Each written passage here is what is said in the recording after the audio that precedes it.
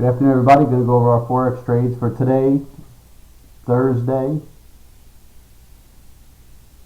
What is today? Thursday, October 2nd. We did have one trade that you see here. Admittedly, we left a bunch on the table, but we'll show you what we were thinking and how we traded it. But first, we have some economic news to talk about. This morning at 7:45, ECB announced interest rates. Their interest rate decision, they decided to do nothing. Leave rates where they are, which everyone knew they were going to do. It was all about what their comments were, and they had their statements that they released at 8:30, a press conference, whatever it is, at 8:30 in the morning on the East Coast. And Mario Draghi, basically he said that the interest rates are going to be staying low, but they don't quite call it a QE, but we all know it's a quantitative easing program that they've started. And they expect to run this QE program for a minimum of 2 years. That's how bad the European economy has gotten. Now, you got to realize when we had the financial crisis in 2008, it was really a global crisis. Maybe China wasn't impacted as hard as obviously America and Europe was. But here is Europe. They held off doing QE, and we had said this in many other videos. Mario Draghi and the ECB, they were holding off doing QE, and as we started to announce that we were going to be unwinding, over a year or so period, all of a sudden in the past 6-8 months, whatever it's been, you start to hear some rumblings from Mario Draghi and the ECB. Rumors that they're contemplating a QE, and then he started talking about possibly doing a QE, and then a month ago, whatever it was, they started their QE program, and today again they confirmed that they're going to continue doing it, and now he put a time period on it, which he didn't prior, saying a minimum of 2 years. So it just shows you that from the financial crisis, Europe did stabilize for a while, but now it's taking a turn down.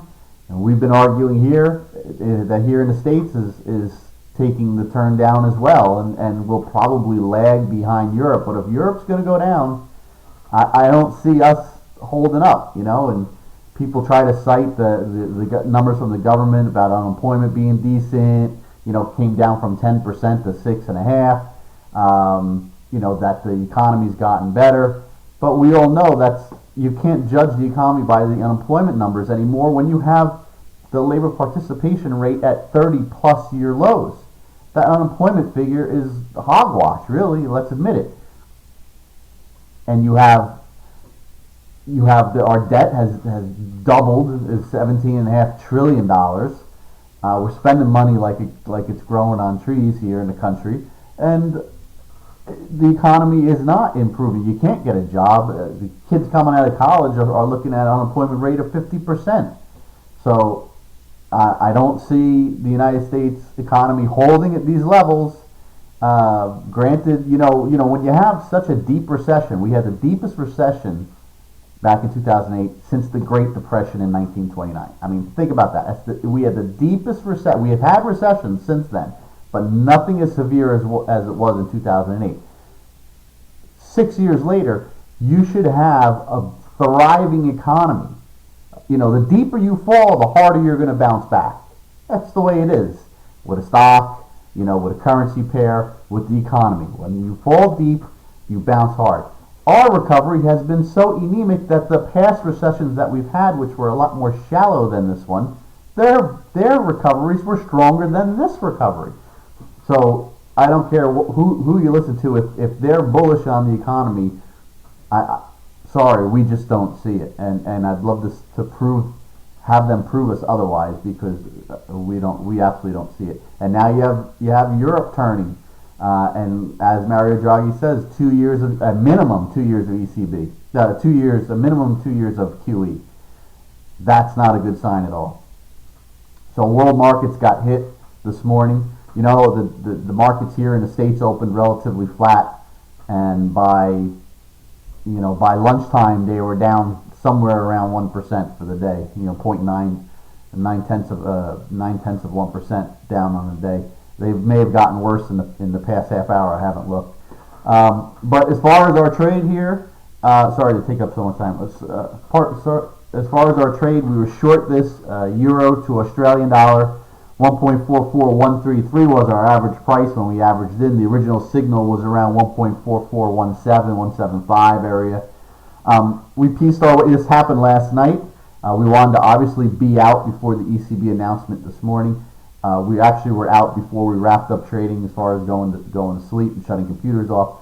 So as it was coming in hard, we had the signal for maybe an hour, maybe 2 hours, and then as it's coming in hard, we covered 2/3 right around the figure. You know us, we're not fan of the figures. 1.44000 is the figure. So we covered 2/3 of it, picked up 10.7 on that one. And then it blasted through. We held a third. We definitely left some on the table on that third. We covered at 1.43802. You see there, it actually dipped below 1.43500. So, you know, that there's at least 22 to 25 pips on the table that we left. Obviously more, you know, over 30 pips we left on the table on that last third. Could you have not pieced out? Without a doubt, you could have held the whole thing.